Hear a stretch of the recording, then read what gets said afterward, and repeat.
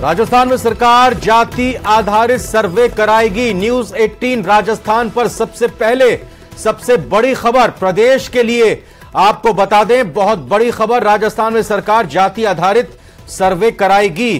तो एक तरह से देखा जाए बिहार ने तो ये जाति आधारित सर्वे करा लिए हैं, पहला राज्य बन चुका है। राजस्थान वो राज्य है जिसने फैसला लिया है कि जाति आधारित सर्वे कराए जाएंगे और बाकायदा इस संबंध में आदेश जारी कर दिए गए हैं। आज ही मुख्यमंत्री अशोक गहलोत की तरफ से इस बारे में जानकारी दी गई थी। कहा गया था, बताया गया था कि चूंकि जो सेंसस का काम होता है, जनगणना का जो काम होता है, वो तो केंद्र सरकार का होता है, लेकिन बिहार सरकार की तर्ज पर जैसा बिहार सरकार ने सर्वे किया है, सर्वे और सेंसस बहुत बड़ा फर्क होता है दोनों में। और सेंसस तो का काम सरकार कराएगी केंद्र की, और जो सर्वे का काम है जिसमें जातियों का पता लगाया जाएगा, जातियों की गणना होगी, उसको राज्य सरकार कराएगी। और बड़ा फैसला लेते हुए यह आदेश जारी हो चुका है। इस आदेश की कॉपी न्यूज 18 राजस्थान के पास है। इस आदेश में कई बिंदुओं की चर्चा की गई है, 7 बिंदुओं की इसमें चर्चा की गई है और इसमें यह शासन आदेश जारी किया गया है शासन सचिव डॉक्टर समित शर्मा की तरफ से। जयपुर दिनांक 7 अक्टूबर यानी 7 अक्टूबर 2023 को यह जारी किया गया है। और इसमें अच्छा, पहले दरअसल हमने जिक्र जो किया कि आज मुख्यमंत्री ने पहले ही इस बात को कह दिया था कि सरकार सर्वे कराएगी। पहले वो बयान सुना देते हैं, फिर थोड़ा डिटेल लेंगे इस खबर पर आपको। क्योंकि सुप्रीम कोर्ट तक में बहस हो चुकी है, हाई कोर्ट में फैसला आ गया है, बिहार गवर्नमेंट के पक्ष के अंदर आ गया है, तो वही मॉडल हम अपना रहे हैं। जो बिहार गवर्नमेंट ने किया है वो मॉडल जो है रास्ता हम अडॉप्ट करेंगे। सर्वे होगा, ठीक है। सेंसस जो होता है, जनगणना, वो भारत सरकार ही करा सकती है, वो राज्य सरकार करा नहीं सकती है। ये खाली सर्वे हो रहा है, परिवारों का सर्वे हो रहा है, आर्थिक स्थिति मालूम पड़ जाएगी साथ के अंदर। तो ये वो बयान जो आज न्यूज 18 राजस्थान ने आपको मुख्यमंत्री का सुनाया था। और जो आदेश जारी हुआ है वो राजस्थान सरकार सामाजिक न्याय एवं अधिकारिता विभाग की तरफ से जारी किया गया आदेश। इस आदेश में लिखा है, राज्य के समस्त वर्गों के पिछड़ेपन की स्थिति को दृष्टिगत रखते हुए। बहरहाल बाबूलाल धायल मेरे सहयोगी जुड़ गए, लेकिन जरा मैं सेंटेंस पूरा कर लेता हूं। इसमें लिखा है कि कल्याणकारी उपाय किए जाने तथा राज्य के सभी वर्गों के लिए विभिन्न कल्याणकारी योजनाओं का निर्वचन कर उनके सामाजिक और आर्थिक उत्थान और संबल प्रदान कर सभी वर्गों के जीवन स्तर में सुधार करने के उद्देश्य से राजस्थान राज्य में जाति आधारित सर्वेक्षण, कास्ट बेस्ड सर्वे करने का राज्य मंत्रिमंडल की आज्ञा संख्या D 249 दिनांक 7 अक्टूबर द्वारा लिए गए निर्णय की अनुपालना में निम्नानुसार कार्य संपादित किए जाएंगे। क्या क्या कार्य संपादित किए जाएंगे? 7 बिंदुओं में कार्य हैं। बाबूलाल धायल हमारे साथ जुड़ चुके हैं। बाबूलाल, जो कहा वो किया, आज सुबह ही कहा था और आज कर दिया। जी बिल्कुल तय था, क्योंकि अब आचार संहिता लगने में कोई ज्यादा वक्त रह नहीं गया है, तो जाते जाते सरकार अब जाति कार्ड खेलना चाहती है। और उनको लगता है कि ओबीसी, एससी, एसटी और माइनॉरिटी के बगैर उसका सत्ता में लौटने का जो सपना है वो साकार नहीं हो पाएगा। लिहाजा सरकार ने अभी जो आदेश जारी किए हैं सामाजिक न्याय एवं अधिकारिता विभाग ने, तो उसके जरिए सीधा सीधा ये मैसेज दे दिया कि ये जो जातियां हैं, जो उसका कोर वोट रही है, उसको वो बिल्कुल मतलब दरकिनार नहीं कर सकती। और इस वोट को अपने साथ बनाए रखने के लिए अब जातीय जनगणना कराया जाना बहुत जरूरी हो गया है। तो जाति आधारित सर्वेक्षण जो है वो सरकार कराने जा रही है। और इस कड़ी में 7 बिंदु जो है सरकार ने इस आदेश में निकाले हैं कि जाति आधारित सर्वेक्षण कराया जाएगा। जाति आधारित सर्वेक्षण द्वारा राज्य के जो समस्त नागरिकों के आर्थिक, सामाजिक और शैक्षणिक स्तर का पता लगाया जाएगा। इसके अलावा जिला स्तर पर उप कार्य के लिए जिला कलेक्टर जो है नोडल अधिकारी होंगे, एवं इसके संपूर्ण जो प्रभारी भी उनको बनाया गया है। जिला कलेक्टर, नगर पालिका, नगर परिषद, नगर निगम, ग्राम एवं ग्राम पंचायत स्तर के अलावा जो अन्य जो विभाग है, विभिन्न विभाग, उनमें भी अधिक कार्य करने वाले कर्मियों की सेवाएं इस बाबत ली जाएगी। और इसके साथ ही सर्वेक्षण कार्य करने के लिए नोडल विभाग द्वारा जो प्रश्नावली तैयार की जाएगी, तो उस प्रश्नावली में उन समस्त विषयों का उल्लेख किया जाएगा जिनके संबंध में जानकारी संकलित की जानी है। यानी कुल मिलाकर के सारी जातियों का सर्वेक्षण होगा, किसकी आबादी कितनी है, ये जिस तरह से बिहार सरकार ने बताया है, ठीक उसी तरह से राजस्थान की सरकार भी बताएगी। लेकिन क्योंकि अब इलेक्शन सामने है तो सरकार ज्यादा कुछ कर नहीं पाएगी।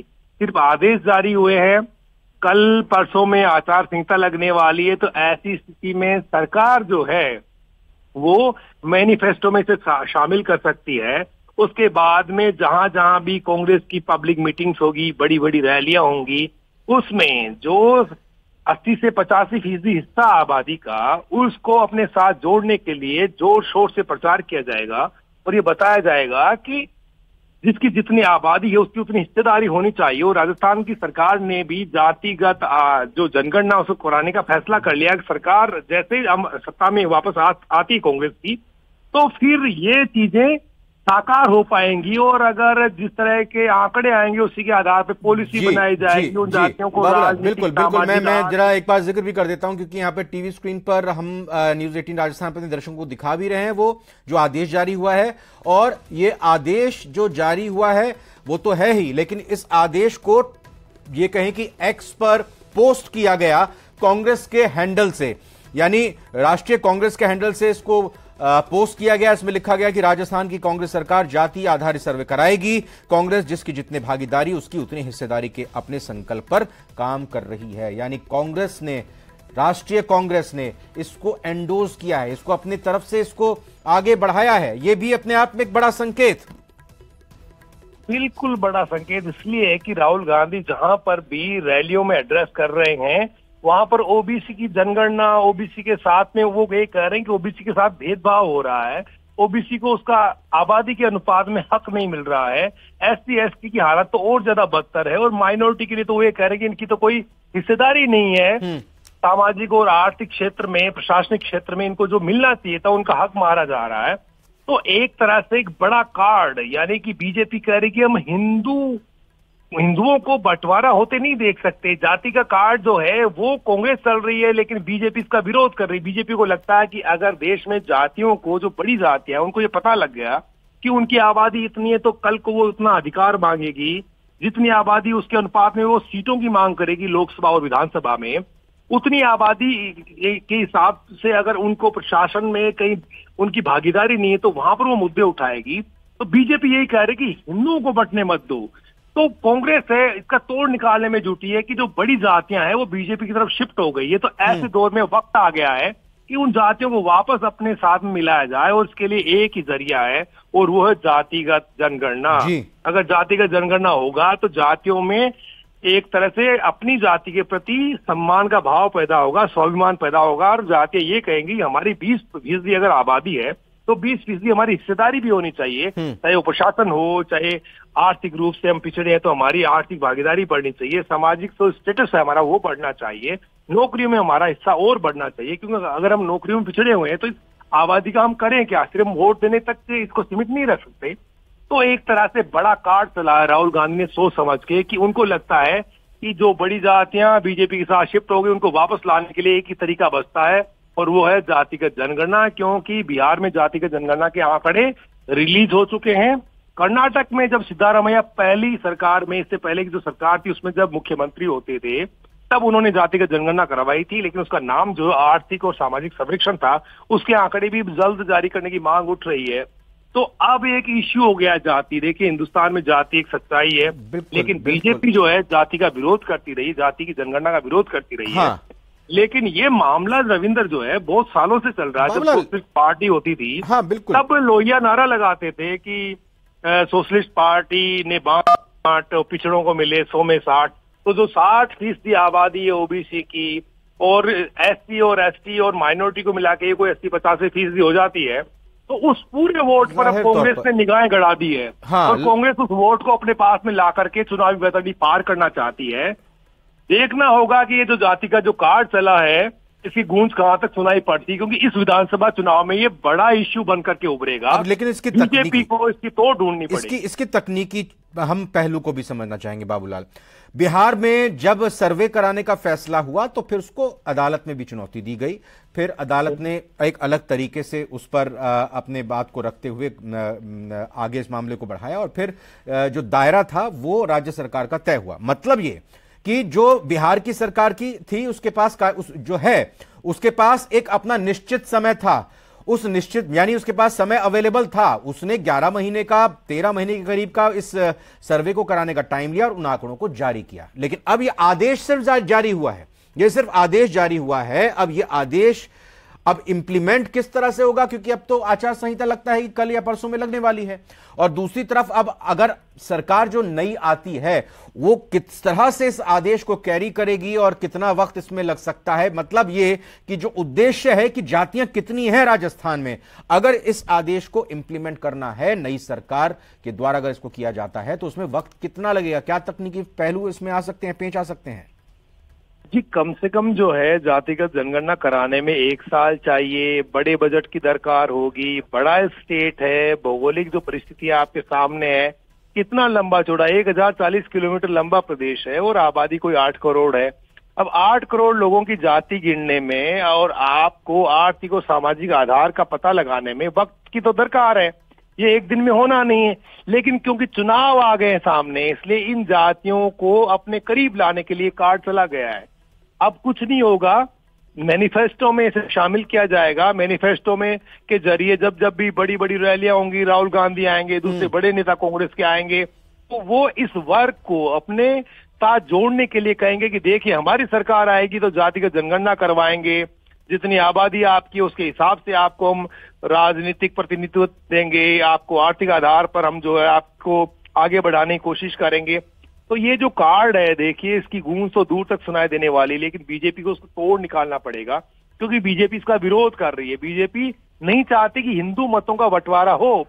जो SC, ST, OBC और माइनॉरिटी है उसकी अगर गोलबंदी हो गई तो बीजेपी के लिए बड़ा मुश्किल होगा। तो बीजेपी ने तय यही किया है कि इसका विरोध किया जाए, नरेंद्र मोदी को हिंदू हृदय सम्राट के रूप में पेश किया जाए, और जो OBC की जातियां हैं, जो SC है, जो ST है, उनमें अगर किसी बात को लेकर नाराजगी है तो उसको दूर किया जाए, ताकि वो हिंदू बने रहें। अगर वो जाति में अपने आप को बांध लेते हैं तो फिर बीजेपी का जो वोट है उसको साधने में बड़ी दिक्कत आएगी, क्योंकि अभी तक 2014 से लेकर 24 आने को हुआ, 10 साल मोदी सरकार को हो जाएंगे। जातियों से परे उठ करके लोगों ने PM मोदी को वोट दिया था, लेकिन मोदी की अगर चमक फीकी होती है तो फिर जाति प्रभावी हो जाती है। तो जाति के कार्ड की तोड़ निकालने के लिए बीजेपी को बहुत कुछ सोच समझकर अब कदम बढ़ाने पड़ेंगे, क्योंकि अगर इन बड़ी जातियों में जातिगत स्वाभिमान के प्रति अनुराग पैदा हो गया तो फिर यकीन मानिएगा कि बहुत मुश्किलें पेश आ सकती हैं। क्योंकि बीजेपी का काम यही है कि वो देश में सिर्फ हिंदू कार्ड खेलना चाहती है। हिंदू कार्ड के जरिए वो ये समझती है कि सब लोग अगर हिंदू बने रहे तो फिर उसके वोट में कहीं कमी नहीं आएगी। और PM मोदी को जो मैंडेट मिला है वो हिंदू राष्ट्रवाद की वजह से मिला हुआ है, और हिंदू जब तक एक रहेगा, हिंदू जातियों में नहीं बटेगा, SC, ST, OBC के मतभेदों को भुला करके जब तक वो राष्ट्र की या PM मोदी के बारे में या बीजेपी के बारे में नहीं सोचेगा, तब तक वो कहीं बीजेपी को दिक्कत नहीं है। लेकिन जैसे ही वो जाति के प्रति उसका स्वाभिमान जाग गया, उसको लगा कि मेरी आबादी, मेरी जाति की आबादी 20% है, लेकिन मुझे प्रतिनिधित्व तो 5% मिल रहा है। जातिगत जनगणना में ये आंकड़े जब सार्वजनिक होंगे तो फिर ये दिक्कतें पेश आएंगी और बीजेपी के लिए बड़ा मुश्किल होगा इन चुनौतियों से पार पाना। तो ऐसे में बीजेपी को लगता है कि क्योंकि जो कोर वोट है बीजेपी का वो राजस्थान नहीं बल्कि पूरे हिंदुस्तान में जनरल कास्ट, मैं वही आपसे जानना चाह रहा था। देखिए, आप भी लगातार नजर बनाए हुए हैं हर राजनीतिक घटनाक्रम पर। इस बड़े फैसले को सिर्फ राजस्थान तक ही सीमित करके नहीं देखना चाहिए, क्योंकि प्रियंका गांधी अभी छत्तीसगढ़ के दौरे पर गई थी। उन्होंने कहा था कि हमारी सरकार बनेगी तो जातिगत जनगणना हम कराएंगे। दूसरी तरफ कमलनाथ ने भी कह दिया मध्य प्रदेश में हम जातिगत जनगणना कराएंगे। यानी बिहार के बाद अब जो INDIA के जितने घटक दल हैं, कांग्रेस समेत कांग्रेस की जहां सरकार है, सभी अब इस ओर जा रहे हैं। यानी टारगेट 2024 भी इस नजरिए से देखा जा रहा है। बिल्कुल देखा जा रहा है। देखिए, अब पुराने दौर की कांग्रेस फिर से पिछड़ों को गले लगाने के लिए बेताब है, दलितों को नजदीक लाने की कोशिश कर रही है, आदिवासियों का भरोसा जीतने की कोशिश कर रही है, और जो माइनॉरिटी है उसको और ज्यादा वो जो है स्ट्रांगली अपने पास नजदीक रखना चाहती है। क्योंकि बीजेपी ने पसमानदा का कार्ड चल दिया है कि जो माइनॉरिटी में यानी अल्पसंख्यकों में, अकलियत में जो जातियां पिछड़ी हुई हैं उनको नजदीक ला करके जो नुकसान SC, ST, OBC के वोट से हो सकता है उसकी भरपाई वो वहां से करना चाहती है। तो ऐसे में देखिए केवल राजस्थान तक ये सीमित नहीं रहेगा मुद्दा। बिहार से बात चलिए तो इसकी गूंज दूर तक जाएगी, न केवल विधानसभा बल्कि इसकी गूंज लोकसभा तक सुनाई पड़ेगी। और इसके लिए भी कांग्रेस ने बहुत सोच समझ कर ये वक्त चुना है। 9 अगस्त को राहुल गांधी ने बांसवाड़ा में मानगढ़ धाम, जो कि आदिवासियों की आस्था का बहुत ही पवित्र स्थल है, जहां पर कोई 1500 आदिवासी मारे गए थे, राजस्थान का, जहां पर एक तरह से जलियांवाला बाग जिस जगह को माना जाता है, तो वहां पर उन्होंने ये वादा किया था। उस वादे को अशोक गहलोत ने बुराया और ये कहा कि 21% ओबीसी का आरक्षण है, हम इसको बढ़ा करके 27% करना चाहते हैं और 6% उन जातियों को देना चाहते हैं जो मूल ओबीसी है। तो ओबीसी में भी टकराव नहीं होगा। एसटी के लिए वो यही समझते हैं कि एसटी का जो बहुसंख्यक वर्ग है वो कांग्रेस का कोर वोट है, तो उसको भी वो अपने साथ बनाए रखना चाहते हैं। आदिवासियों पे इतना ज्यादा फोकस है रविंदर इस बार कि लगातार सीएम दौरे कर रहे हैं, आदिवासियों के बीच में जा रहे हैं, और माइनॉरिटी को तो ये मान के चलते हैं कि ये तो हमेशा उनके साथ ही रहेगा, जाएगा कहाँ, क्योंकि बीजेपी से माइनॉरिटी को प्यार नहीं हो सकता। तो ऐसी सूरत में रविंदर पूरा का पूरा जो खेल है वो सियासी है और वोट के गणित को ध्यान में रख करके फैसले लिए जा रहे हैं। अशोक गहलोत को लगता है कि इस वक्त अगर जाति अनुराग पैदा हो गया, जाति स्वाभिमान हावी हो गया, तो बीजेपी ने जो पोलिंग की जो प्लानिंग है, बीजेपी की जो चुनावी रणनीति है, उसकी हवा ये जो मुद्दा निकाल सकता है। इस मुद्दे के जरिए पीएम मोदी की चमक को फीका किया जा सकता है। जिस तरह का उनका मोदी मैजिक चलता है, उस मैजिक को रोकने में ये जो हथियार है जातीय जनगणना का, ये कारगर साबित हो सकता है। इसलिए बहुत सोच समझ करके टाइमिंग चुनी गई है कि आचार संहिता से पहले एक ये सुर्रा छोड़ दीजिए, एक ये लोगों के बीच में नैरेटिव क्रिएट कर दीजिए कि ओबीसी, एससी, एसटी और माइनॉरिटी की अगर कोई हिमायत है, कोई हामी पार्टी है, तो वो कांग्रेस है और वो इस वर्ग को ऊपर उठाना चाहती है, इसलिए वो जातिगत जनगणना कराना चाहती है। बाबूलाल भाई, सोच समझ कर बिल्कुल, लेकिन सवाल यह भी है कि अगर आप बात करते हैं कि जिसकी जितनी भागीदारी उसकी उतनी हिस्सेदारी, हम जातीय जनगणना को लेकर सर्वे करा रहे हैं, यह बात सही है, लेकिन ये जातिगत जनगणना कर सर्वे क्यों करा रहे हैं? क्योंकि आप चाहते हैं कि सबकी जाति की संख्या पता चले, प्रतिशत पता चले, और फिर उसके बाद आप उनके लिए योजनाएं और घोषणाएं जो करते हैं वो उसी लिहाज से बनाएं। तो क्या ये जो वर्ग है जिसको टारगेट पर लिया जा रहा है वो ये नहीं साथ ही साथ चाहेगा कि आप जनगणना तो करा ही रहे हो, लेकिन ये भी बता दीजिएगा कि आप हमारे हित में कैसे फैसला लेंगे?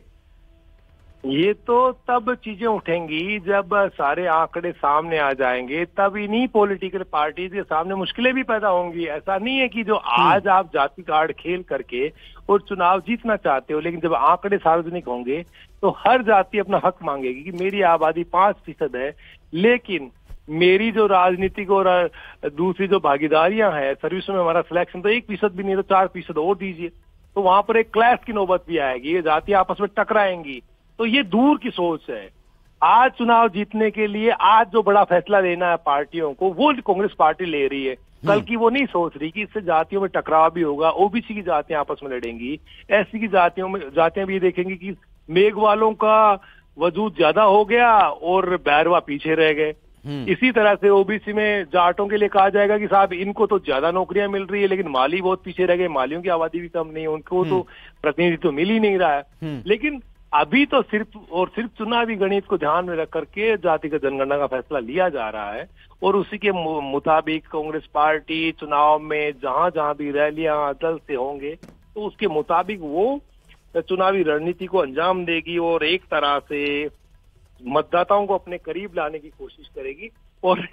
और यकीन मानिएगा कि ये जो मुद्दा है वो बहुत ज्यादा जो है इस बार चुनावी रंग में नजर आएगा, और बड़े जो नेता हैं वो भी जाति की राजनीति करते नजर आएंगे। एक तरह से बीजेपी का जो हिंदू राष्ट्रवाद है, जो हिंदू कार्ड है, उसका जवाब देने की तैयारी है।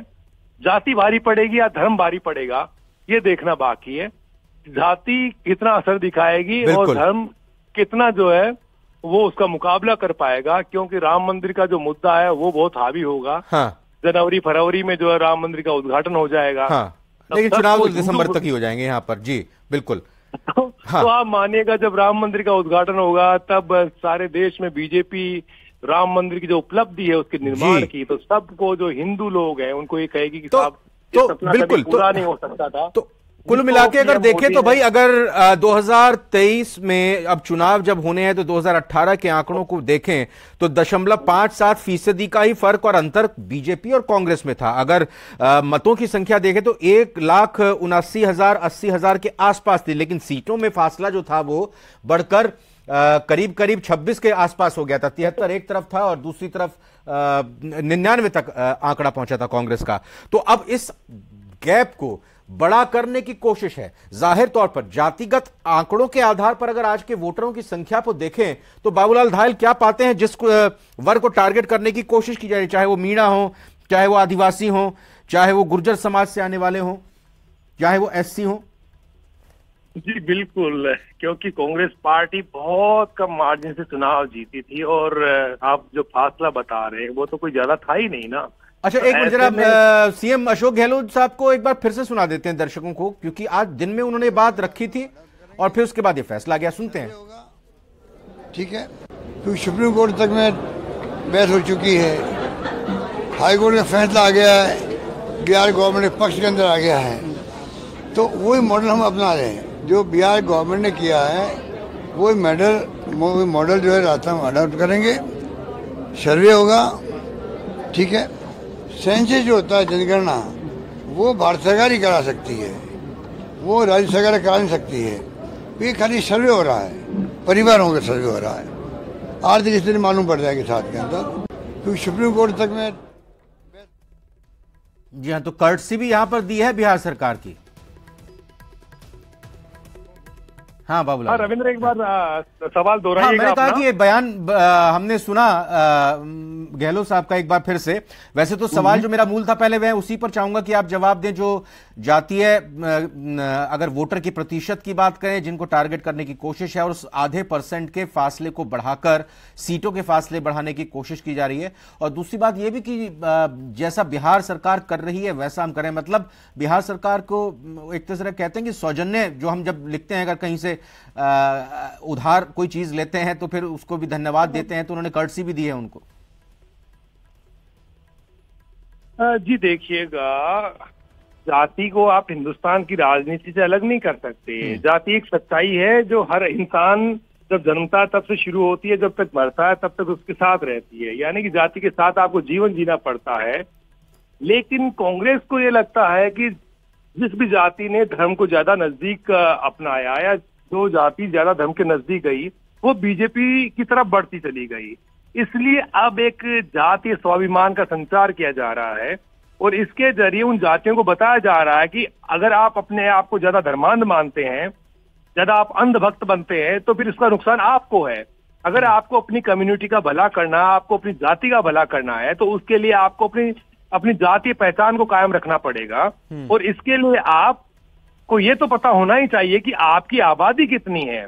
तो एक तरह से जो जातियां अब तक ये कहती आ रही थी कि साहब हमारी इतनी आबादी है लेकिन हमें तो कुछ मिल ही नहीं रहा है, तो ऐसी सूरत में अब उन्हीं जातियों को आगे करके अशोक गहलोत और कांग्रेस पार्टी यही साबित करना चाहती है कि जो बड़ी बड़ी जातियां हैं, जो जिसमें इज्जत हो गई है, जिसमें बीजेपी ने सेंधमारी कर दी है, और बीजेपी इतनी बड़ी सेंधमारी कर चुकी है कि कांग्रेस के मजबूत किले उन्होंने ढहा दिए हैं। बिल्कुल बिल्कुल। देखिए, ये रात में फैसले की प्रति सामने आई, रात में इस फैसले के बारे में पता चला। अब कल सुबह से बयानों की भी झड़ी लग जाएगी इस पूरे मसले पर। कल गर्मागर्म रविवार का दिन राजनीतिक तौर पर रहने वाला है। बाबूलाल धायल, बहुत बहुत धन्यवाद खबर को ब्रेक करने के लिए, जानकारी देने के लिए शुक्रिया। तो ब्रेक के बाद एक बार फिर से स्वागत है। कांग्रेस की तरफ से ट्वीट आया है, राजस्थान की कांग्रेस सरकार जाति आधारित सर्वे कराएगी। इसके अलावा मुख्यमंत्री अशोक गहलोत का एक ट्वीट भी आया है जिसमें उन्होंने किसानों को लेकर एक वीडियो जारी किया और भाजपा से पूछ रहा है पूरा राजस्थान। आगे वो लिखते हैं इस ट्वीट में कि हमारे किसान को क्यों किया बदनाम। तो ये बड़ी बात यहाँ ट्वीट के जरिए एक वीडियो शेयर करते हुए मुख्यमंत्री अशोक गहलोत ने कही है, हमारे किसान को क्यों किया बदनाम, भाजपा से पूछ रहा पूरा राजस्थान। तो ये एक वीडियो जारी करते हुए जिसमें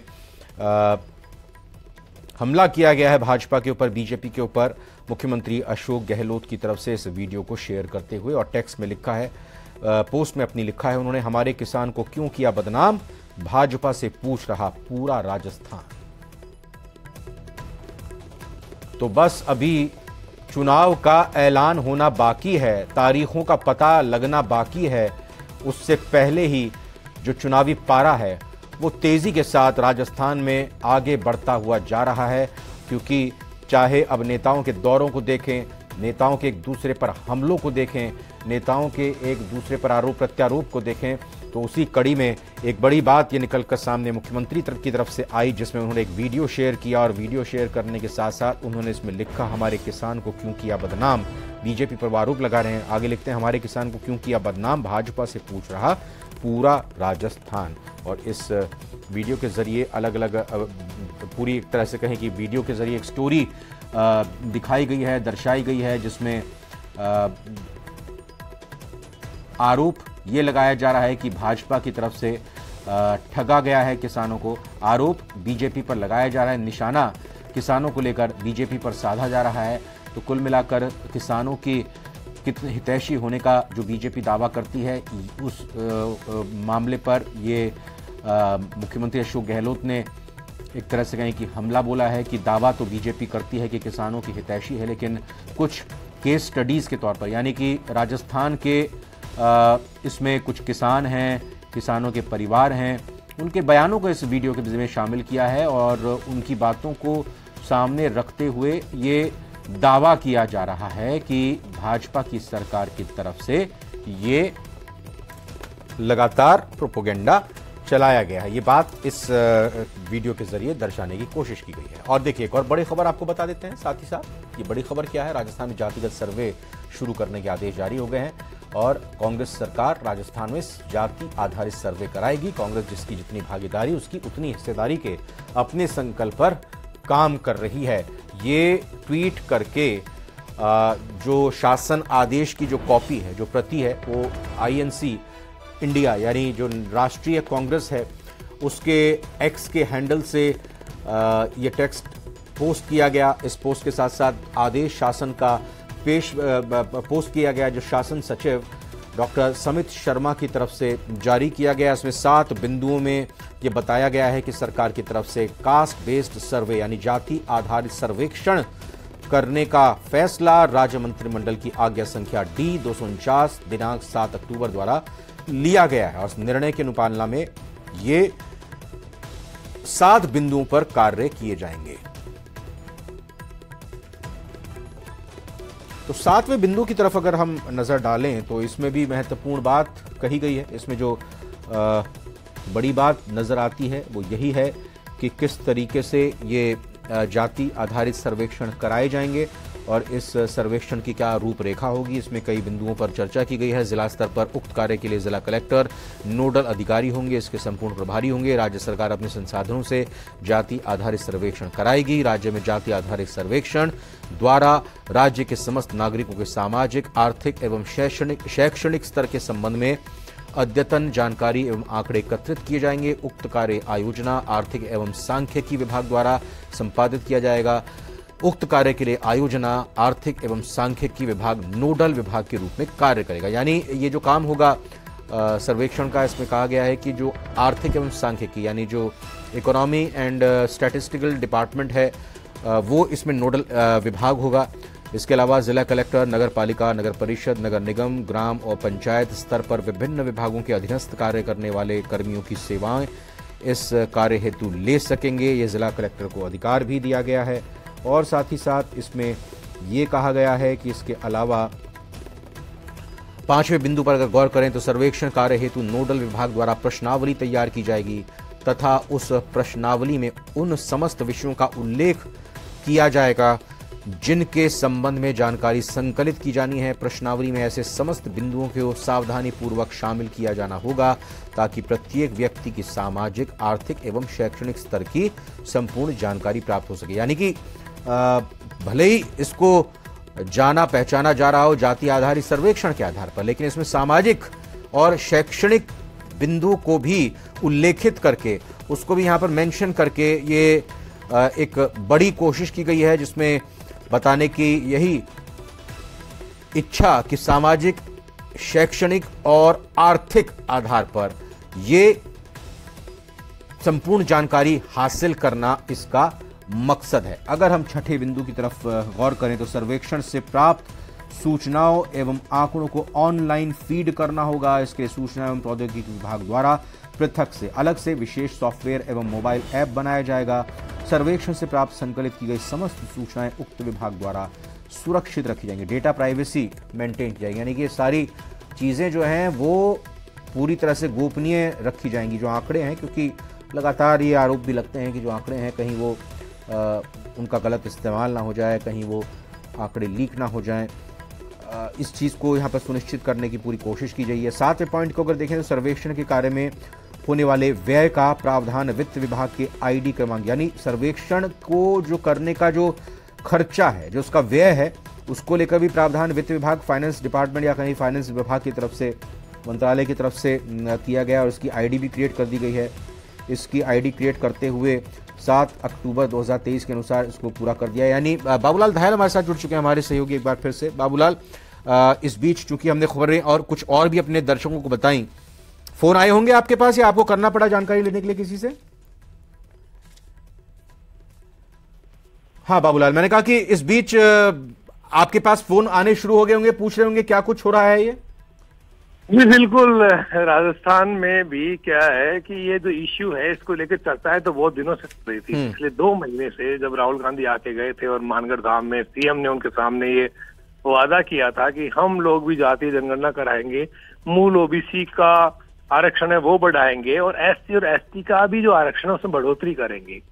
तो उस दिन के बाद में लोगों में चर्चा तो बनी हुई थी, लेकिन ये नहीं माना जा रहा था कि सरकार इतना आगे बढ़ करके और आदेश करवा देगी और सोशल जस्टिस जो डिपार्टमेंट है सरकार का वो जो है एक्टिव हो जाएगा। लेकिन देर करी है बहुत ज्यादा, क्योंकि अगर सरकार की मंशा थोड़ी ठीक होती और बेहतर होती तो वो पहले भी करा सकती थी। लेकिन अब इसे एक फिर चुनावी स्टंट ना, चुनावी जीतने के लिए एक बड़ी जातियां जो भी हैं, ओबीसी की, एससी एसटी, जो माइनॉरिटी, जो कोर वोट रहा है, जो कांग्रेस के साथ में हमेशा से बना हुआ आजादी के बाद से, उसको फिर से साधने की एक कोशिश है और उन जातियों को ये बताने की कोशिश है कि देखिए असली अगर हमदर्द है कोई इन वर्गों का तो हम हैं, क्योंकि आपको नौकरियों में आरक्षण नहीं मिल रहा, जो बड़े ओहदे हैं, जो आईएएस है, जो केंद्रीय सेवाएं हैं, उनमें आपकी भागीदारी बहुत कम हो रही है। और राहुल गांधी तो जहां भी जाते हैं वहां पर यही कहते हैं कि देखिएगा ओबीसी के तो 3 सेक्रेटरी हैं पूरे भारत सरकार में, एससी की तो भागीदारी नाम मात्र की भी नहीं रह गई है। तो ऐसे में वक्त आ गया कि ओबीसी की जनगणना हो, सारी जातियों का कितना प्रतिनिधित्व है, किस तरह का उनका आर्थिक और सामाजिक स्टेटस है वो सामने आना चाहिए। तो राहुल गांधी ने एक राग छेड़ा और जब उनको लगा कि कांग्रेस पार्टी इतनी अब कमजोर हो गई है कि जब तक जातियों का सहारा नहीं मिलेगा उनकी चुनावी बैतरणी, उनकी चुनावी नैया पार नहीं होगी, तब कहीं जाकर उन्होंने अपनी जो राज्य सरकारें उन पर दबाव बनाया कि आप लोग जातिगत जनगणना का मुद्दा छेड़ो और इस पर आगे बढ़ने का ऐलान करो। तो जब बिहार में कांग्रेस पार्टी को लगा कि इसका फायदा नीतीश की सरकार को हो सकता है, वो फिर से रिपीट कर सकते हैं क्योंकि एलआई है, इंडिया गठबंधन का हिस्सा बन रहे हैं, तो फिर राजस्थान में भी जो पोल बाउंड स्टेट है जहां पर अब चुनाव होने जा रहे हैं, वहां पर भी इस मुद्दे को लेकर अब राजनीति शुरू होगी, एक बहस शुरू होगी जिसमें बीजेपी को बैकफुट पर धकेलने की एक कोशिश है कि जब बड़ी जातियों में को लगेगा कि हमारा आबादी के अनुपात में प्रतिनिधित्व बहुत कम है और जब सामाजिक आर्थिक सर्वेक्षण होगा, जब जातिगत जनगणना हो जाएगी तो हमें पता चलेगा कि हम कहां पर हैं। तो उन जातियों का भरोसा जीतने की नीयत से और कांग्रेस पार्टी को उनके पक्ष में लामबंद करने की नीयत से ये बड़ा फैसला लिया गया है।